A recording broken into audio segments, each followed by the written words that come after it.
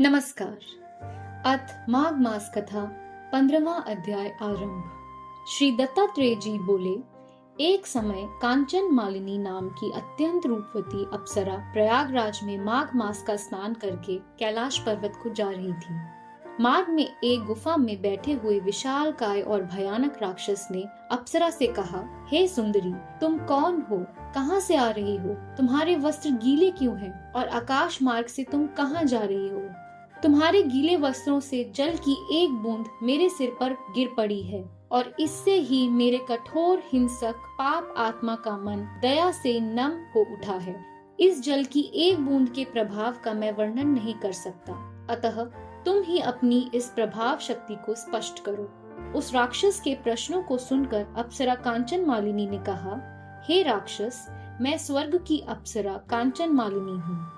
इस समय मैं प्रयागराज में स्नान करके कैलाश पर्वत पर जा रही हूँ। मैं पार्वती जी की सखी हूँ। त्रिवेणी जी के प्रभाव से तुम्हारा हिंसक और पापी मन बदला है। अब तुम त्रिवेणी जल प्रभाव को भक्ति भाव सहित सुनो। हे राक्षस, पूर्व जन्म में मैं कालिंगाधिपति की वैश्या थी।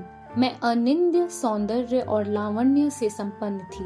मैंने समस्त सुखों का भोग करते हुए अपने रूप के जादू से समस्त नगरवासियों को सम्मोहित कर रखा था। अनेकों प्रतिष्ठित तथा सम्मान व्यक्ति अपना सर्वस्व खोकर मेरे द्वारा निर्धन हो चुके थे। सदैव ही मैं विमुख बनी रही। एक दिन मैंने सोचा कि सदैव पाप में लिप्त रहने के कारण मुझे तो नारकीय यातना भोगनी ही होगी और मुझे कभी भी आत्मिक सुख नहीं प्राप्त हो सकेगा।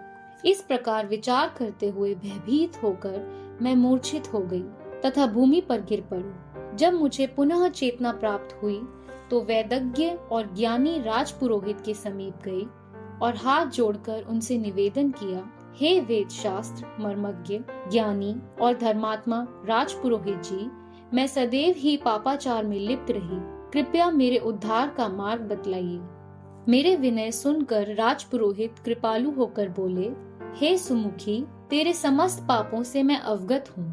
यद्यपि तेरे उद्धार की तथा मुक्ति की मुझे संभावना नहीं दिखती है, तथापि तुम्हारे पश्चाताप को देखकर मैं एक युक्ति बताता हूँ। तुम प्रयागराज जाकर शीघ्रातिशीघ्र त्रिवेणी जल में स्नान करो, इससे तुम्हारा उद्धार होगा। इसके अतिरिक्त कोई साधन नहीं है, परंतु प्रयाग अथवा किसी भी तीर्थ स्थान में जाकर किसी प्रकार के पाप का विचार भी मन में न लाना।